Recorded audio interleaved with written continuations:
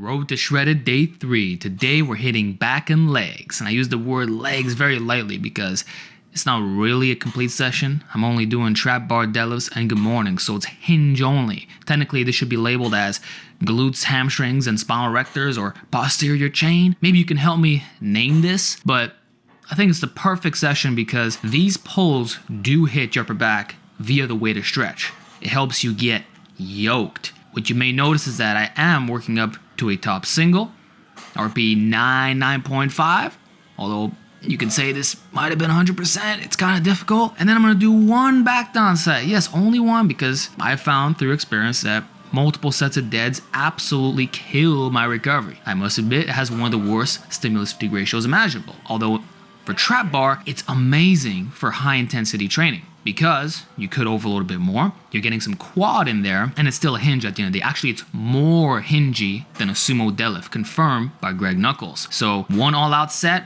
5 plates, 10 reps, I'm happy with that. Actually, it's the first time I do this at this body weight, 164. Which is awesome because I've already lost 20 pounds. So I'm definitely not as strong as I used to be. This is normal. It is a calorie deficit, and I've been lazy with legs. In fact, this is the first time I trained them in 2 months. Yeah, I've been a skipper. Hopefully this series will keep me in check, but the thing is, I need some goals, something that I actually care about, because I'm genuinely happy with my leg size and strength. So maintaining with what Dr. Pat calls the minimum effective dose is appealing to me. That said, my hamstrings and calves could use some work, and I'd love to finally master Nordics. But at this point, I don't want bigger legs, so I have to figure something out. Now we're doing some good mornings. This is basically the only hinge that I do, alongside some RDLs here and there, and some below the knee rack pulls, but this, I'm bending so low that the elbows are way above the torso. It's like an enhanced version of a 90-degree back extension. I've been going ATG since October. This bulletproofs the spinal erectors, which I always get compliments on. This has been one of my main builders, and because leverages are god-awful, the max I've ever done is 185 when bare mode, you're getting more out of less weight. So the stimulus to fatigue ratio is unmatched, and this is why I favor good mornings over other hip hinges 9 out of 10 times. By the way, for those who are gonna ask, why are you working out in jeans? Well, this is barbell apparel. As I've said many times, these are designed for serious lifters. Stretch, made to fit, not restrictive. You see me doing ass to grass good mornings, spreading my legs. There's no rips. These jeans are the best of the best, and it's a 2.0 version, which are even more heavy duty. So check out Barbell Apparel. You know, I've been with them for over a year by now. It's crazy how time flies. Now back to the workout. Hitting some one-arm chins. Haven't been trained for these. This is the first time attempting this in a long time. Hit 3 reps.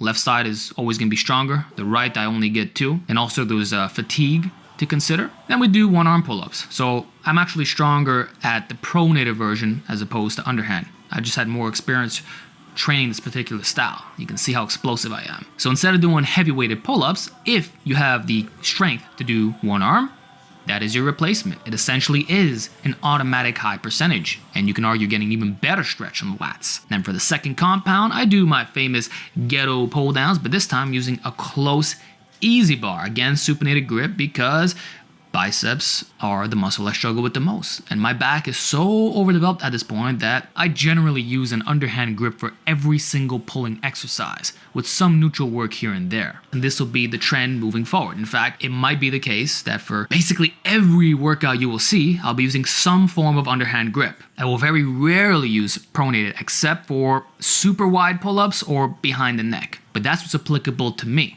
And you may notice that I'm constantly rotating variations. This is essential for minimizing overuse, specifically golfer's elbow. Because if you're only using a straight bar for all your underhand pulls, you could run into some problems.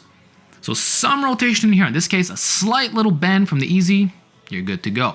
So we're gonna use close, medium, wide, everything you could imagine. Rings, and actually with this particular cable attachment, the rubber is loose, so rotates a bit. So I feel my forearms quite a bit as well. But yeah, full stretch at the bottom. You can see the plate is almost resting on the ground. Legit, if you don't do a dead hang, you can add another 25-pound plate, which feels quite nice after overloading on deadlifts. This is the opposite of being compressed. So that's one of the trends of these workouts. I usually start with heavy stuff, and then it progressively gets lighter, but I'm still training hard, just that the blending effect is factored in. Like in this case, I'm trying to avoid stressing my lower back, as in the case of cable inverted rows.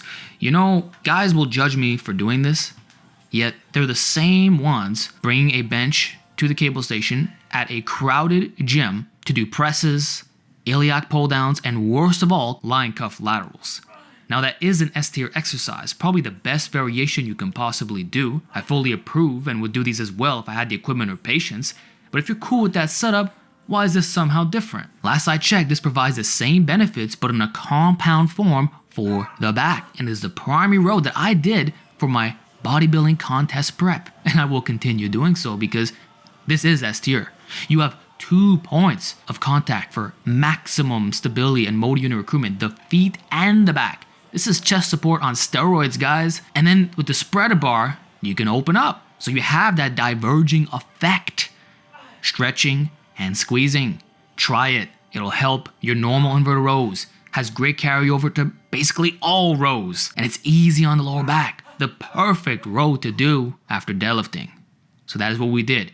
We went heavy on the hinges and then deloaded the spine, really stretching it out, trying to make sure that our recovery is not compromised. So this was a very simple, fast session, compounds only. Next time I will do isolation work for the hamstrings, my ghetto leg curls, reverse hypers, abs, you know how it is, but I haven't trained legs in a while. So I want to go heavy, keep it to the basics, and there's no biceps either because this is a leg and back combo session. The workload would have been too much. I don't want any junk volume. So we went for some overall bangers. We're gonna come back in strong, high frequency. Let's keep killing it.